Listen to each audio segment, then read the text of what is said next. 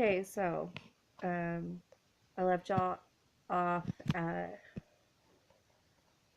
where Benji broke his arm. And yes, we're blue now. um, so Benji broke it. He was sitting on the top rail of his crib. And I was laying on his crib. We were all just kind of hanging out in there. And I turned and I looked up at him and I said, Bug, get down before you fall. Well, as soon as I said that, he fell. And he landed right on his arm, like on his hand, and he broke his wrist, his arm. Um, so I didn't think he broke it. I thought he just hurt it. So I put him in a bath, and then I gave him some Tylenol, and then I tried to get him to take a nap. He woke up 30 minutes later screaming. So I said, okay, we really need to go to the hospital. I'll get the baby ready. I'll get Benji ready. I'll get the bag packed, the diaper bag. I'll get everything done. We need to go to the hospital now. Uh, he gets mad at me. Like, he was chasing me around the house yelling at me because I was taking the baby with us. And he was calling me selfish. And I was like, I don't know how I'm being selfish right now. Like, I just want to be there for my son. So he puts both the boys in the car, in the van, and he takes off. And he calls the cops. And he's saying that I'm being crazy. So he finally comes back. And I jump in the car. He takes off, like the door is still open. And he takes off. Uh, and he's on the phone with 911. And he's like lying. Straight through his teeth lying about me. Saying that I'm just crazy. And then he hangs up. We start going to the hospital. We get like 2 minutes away. And I said, I have to call the cops because you told them we were at the house. And now we're not at the house, and that'll get you in trouble. So I'm going to call the cops, and I'm going to tell them where we are, what we're driving. We're on our way to the hospital. Benji broke his arm. So we start going, and I call the cops. And I'm like, yeah, 911, my husband was just on the phone with you. We're driving a '06 Dodge Ram Caravan. It's gray, blue. Uh, we're on, we're on Highway 60, headed into Canyon right now. We're going to go to Amarillo to the ER. And she's like, okay, I just need y'all to stay where you're at. And I was like, we can't, we got to go. So we're driving and we get pulled up by the cops, which she told me was going to happen. That's fine. You got to do your job. So we get pulled over and Ben starts like telling them that I'm crazy. Telling that I'm abusive. Like, no. So they ended up like letting me take Benji to the hospital, and they took him back to the house in the back of the cop car. I wasn't gonna go back. I was done. I ended up going back to get our stuff. I called a domestic violence shelter, but I only lasted there like 3 hours. Yeah. I made an excuse to leave. They didn't have any sippy cups. Benji needed a sippy cup. And I didn't have any money. So I said, I gotta go back to the house. I have to. My son needs a sippy cup. So I took my stuff and I left. And I went back home. And to be honest, I think I was just scared to be alone with 2 kids. So I went back home. And it got worse. We were homeless for a little bit after that. We moved in with some supposed friends of ours. We got a place. Now we're up to September of 2014, last year. Okay, so uh, we move into this house, and it's in the country on the other side. So we're back in Amarillo, kind of. We're outside city limits, but we're in Amarillo. Like, our address was Amarillo, but we're outside city limits in the country. Um, I told him I wanted a divorce. I told him I was done. Uh,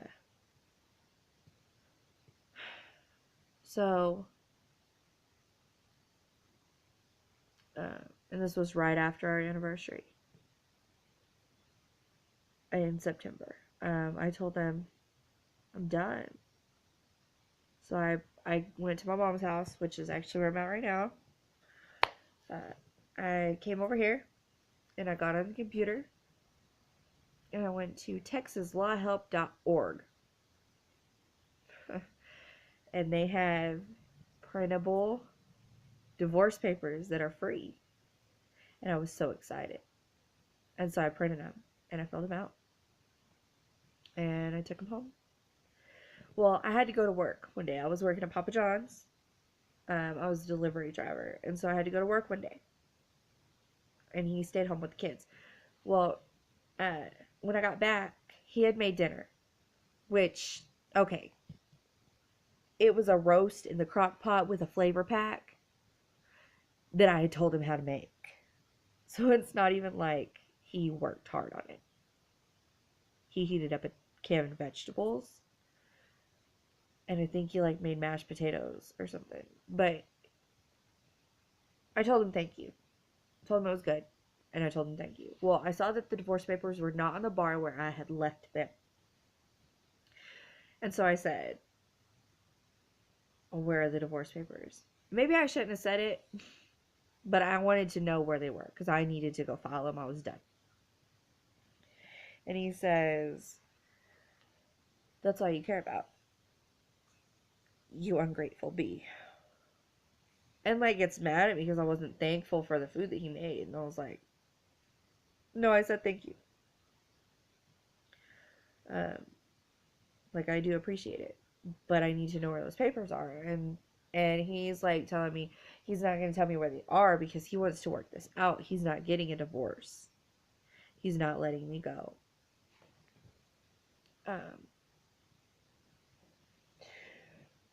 So, sorry, I've been up for a long time. So, like, I know he was trying to leave in the car, but he wasn't. He was like leaving and coming back and leaving and coming back and leaving and coming back. Well, all I wanted was the car so I could take my kids and leave and know that we would be safe. Like, if we stayed at the house, he could come back anytime he wanted, and the door didn't lock right. Um, like, you could lock it and then just barely mess with it and it would open. So I knew we weren't safe there. So I said, no, I want the car. I want to go. Well, he wouldn't let me leave. So I tried to call 911. He got out of the car and he smacked the phone out of my hand. I finally got the phone back and I called 911. And they arrested him on interference with a 911 phone call. Well, it was supposed to be booked as a domestic assault too because he slapped the phone out of my hand like he smacked my hand. So I was trying to press charges for that. And I was done.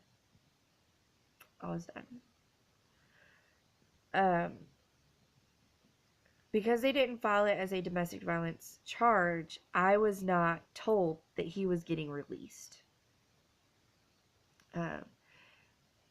His sister called me and she said, when are you going to be out of that house?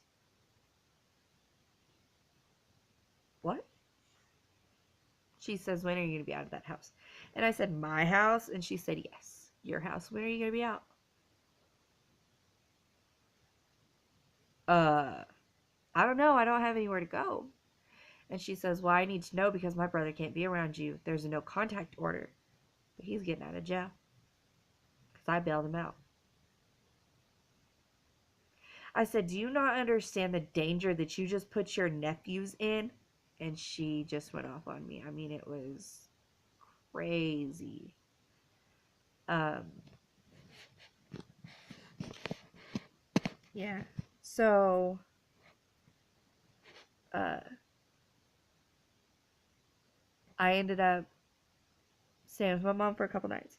I had promised him I wasn't taking the house in the divorce. I wasn't taking the car. I wasn't taking anything. I didn't even want the furniture. So I left the house. And then I got word that he refused to go back to the house. Like, he would not go back to the house. And I said, all right, then I'll go back. Until I can find a different place, I'll go back. Well,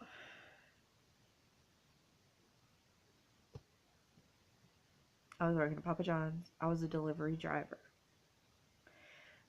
He promised to pay my car payment.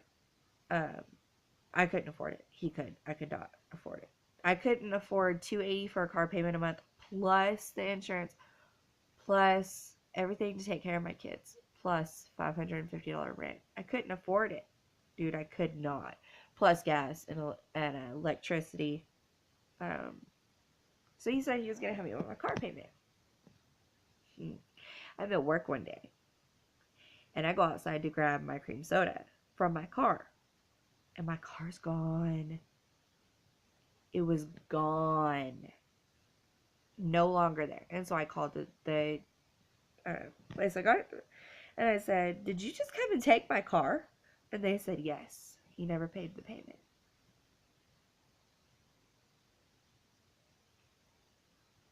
I started freaking out. Well, my boss had an old 97 Explorer. And so she says, you can drive it. You just have to get it tagged and insured and inspected, and you can drive it. I was like, cool, thanks. So it took a couple weeks, and I wasn't able to work. But when I got my next check, I went ahead and I did it. I got it inspected and insured and everything, and I had something to drive again, and so I was able to work. Well, I had to have my church's help to get a car, to pay rent. So I go in, and they help me. Well, one of the pastors, I go to a really, really big church. So one of the pastors says, we get cars donated to us.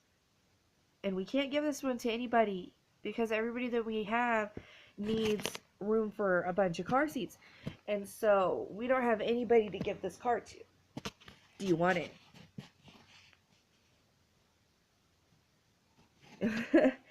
It was a little 99 Ford Escort. Coupe, 2-door. Okay, cool. So I took it. And the day I got it, because in October I had started talking to this guy named Joe. And we just hit it off right away. He was just sweet, and smart, and he knew exactly how my brain worked, right? So, December 6th of 2014, December 5th, I left Amarillo, and I went and picked up my friend Blaze, and we drove to Virginia to get Joe. It was a very long trip, but we got there safe. We turned around, we drove right back. Well, Ben had the boys that weekend. CPS was involved, but I was not able to prove that he was abusive. My caseworker was horrible. And no matter how much proof I gave her, she said it wasn't enough. And so he was still able to have standard visitation with the boys. He told her that I sexually abused our oldest, who at the time was 3. had just turned 3. That I abused them physically and I neglected them, and that they were always dirty. Um, she believed him, and with no proof and no basis to do so, she would take my kids from me and give them to him for like days. Well, he took them for 9 days once. Um, 9 days. He wouldn't let me talk to him. I went up to where he worked and explained the situation to them.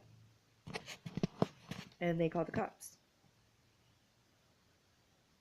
The cops said, there's nothing we can do because he's their kids too. Finally, I was able to get a cop to talk to me about it. Whew. I'm so sorry, guys. And I got my kids back. Well, then I went and got Joe. That pissed him off real bad. When we get back, and he took Joe off for beers, he's on probation for the interference with a 911 phone call. So, he takes Joe out for beers. And, I got it all on, not video because it was real dark and Joe put the phone in his pocket, but I got it all on audio. The things he was saying about me. They were horrible.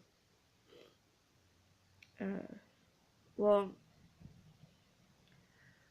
on New Year's Eve, well, on New Year's Day, January 1st, 2015, I went to Dollar General in the morning and I got a pregnancy test. And I was pregnant.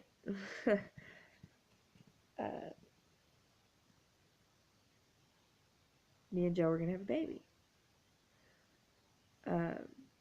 Well, on January 27th, Ben came in. He had called me. I was puking. I had a migraine. Me and pregnancy do not get along. I'm just not good at it. I'm good at giving birth. I'm not good at pregnancy. And so he comes in. And he kicked Joe in the chest. Because Joe is still sleeping. And he comes in. And he kicks him out of the house. I was terrified. I was terrified of Ben. I couldn't do anything. I couldn't say anything. And Joe kept asking me, do you want me to leave? Do you want me to leave? Do you want me to leave? And all I could do is stare at him and beg him with my eyes, like, please, please don't go. Please don't go. But he couldn't see that. And I wasn't saying it out loud. So he thought I wanted him to go. He thought that's what I wanted. And he left. Well, I was being evicted. I couldn't pay the rent. I made $400 a month. So I was being evicted.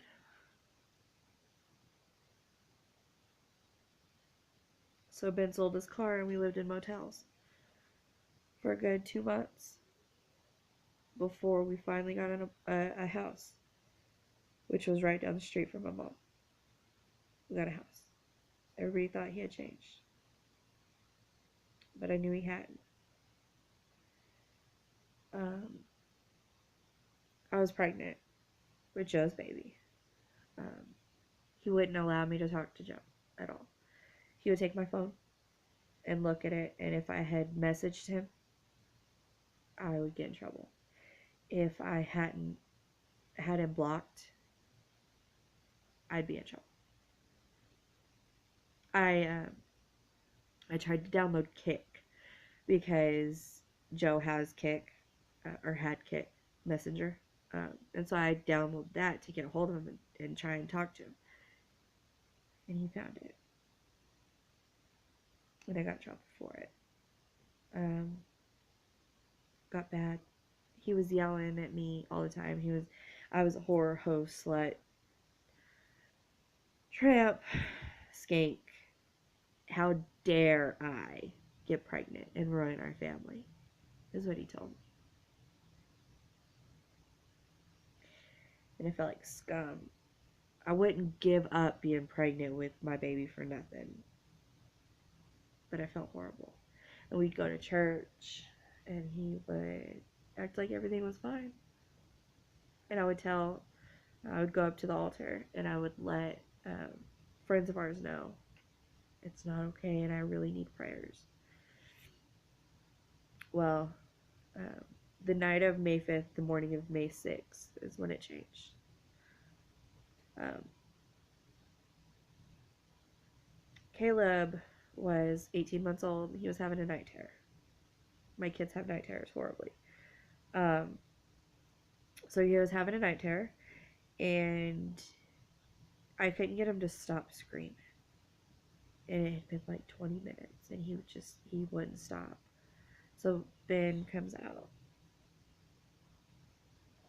and he takes him. And at first it was, shh, shh, shh, shh, everything's okay, Daddy's here. And then he said, do I have to strangle you to make you stop screaming?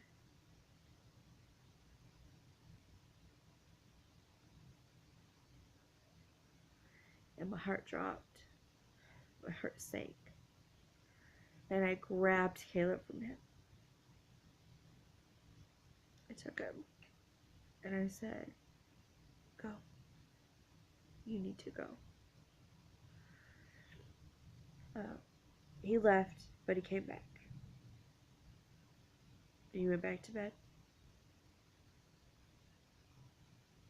And then that next morning, on May 6th, while I was getting Caleb and Benji ready for school,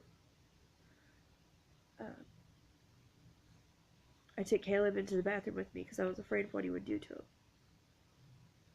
And right outside the bathroom door, he looked at my oldest son, Benji, and 3 times in a row told him that I was a worthless piece of crap and a bee and a horrible mom.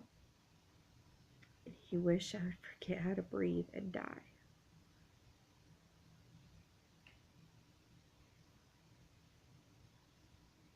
He told my 3-year-old he wished I would die.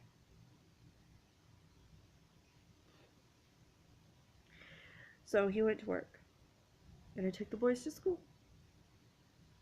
And I called my CPS caseworker. I had a new caseworker now. And I called him. And I said, Lenny, you gotta help me. I don't have anywhere to go. But I can't stay here. I need him out of the house. Because he threatened Caleb. And he told Benji he wished I would forget how to breathe and die. So my caseworker called him. He told him he couldn't come home. He needed to go home while I was gone. He needed to pack his stuff and find somewhere else to live. So he did. He left. But when we had moved in, he gave the landlord the title to my car.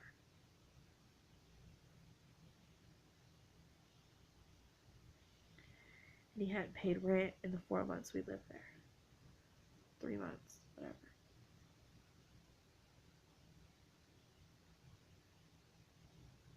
The landlord took my car. He kicked me out. And I was homeless. With my boys. Pregnant. I was homeless. My caseworker didn't want me to move into a homeless shelter. Or domestic violence shelter. Because the things that go on there are not good. Especially while you're in a CPS case. Is that okay? And I moved into my mom's living room. Which is where I am now. It's November. And I've been here since May. And it sucks. And it's cramped. And it's hard. It's really hard. And I'm still dealing with abuse from him. Even though we're not together, I deal with it. A lot of it.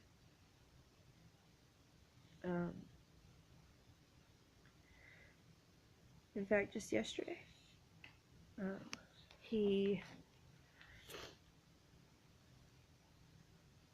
I took a class at church, and it was for people that have been sexually abused. I took a class.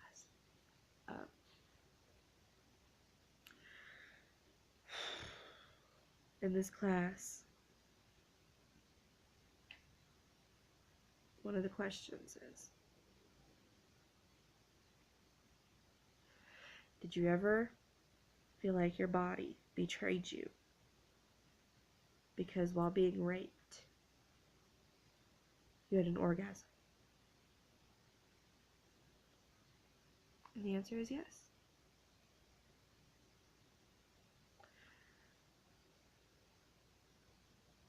It did.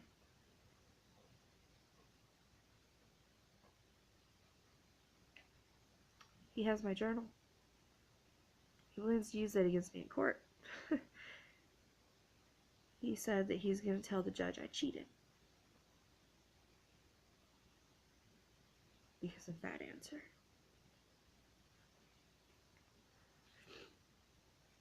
That is a perfectly normal response, even if you're being raped.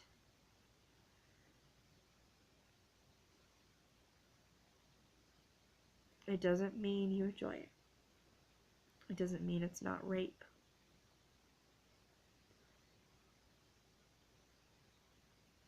It just means your body was reacting normally.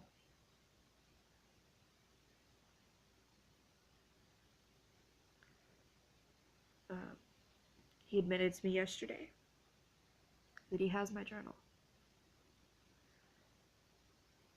He called my daughter ugly. And that's the last thing my baby girl is. She is gorgeous. She's 2 months old. And Joe's back. Came back. Things are getting better. We're getting a place. We've been approved and we go sign the lease today. But it's been hard. And it's still hard. Benji deals with a lot of anger issues because of the abuse.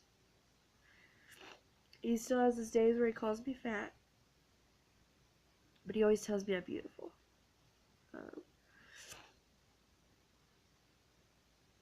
He has called me a whore. And a tramp. And a slut. My 4-year-old. He's told me he hates me.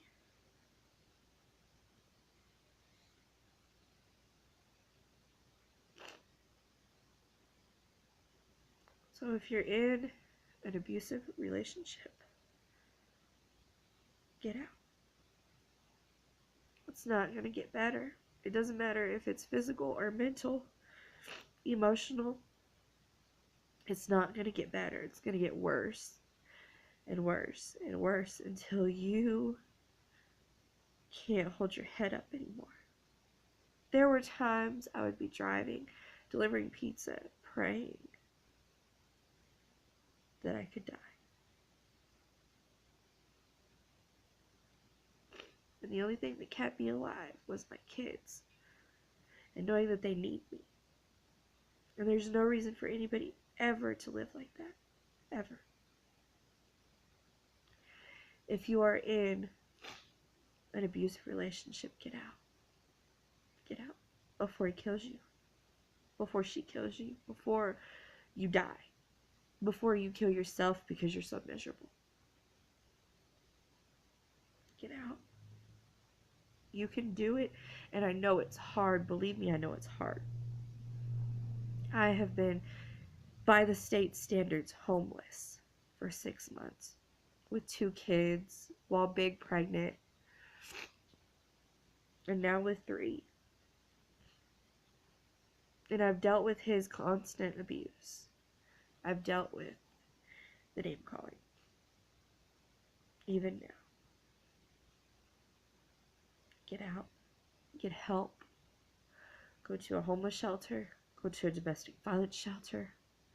Go to the Salvation Army. Most cities have one. Do whatever you have to do. But get out. It's worth it. It's so worth it.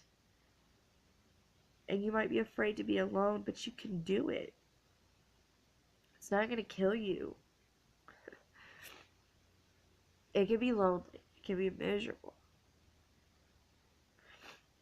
But it's worth it. I promise you it's worth it. I can smile now.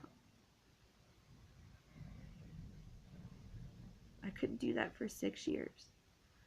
I couldn't genuinely smile. And I can now. I can. I can be happy again. I can dye my hair crazy colors. I can wear makeup. I can wear tank tops. I wore a tank top yesterday, y'all.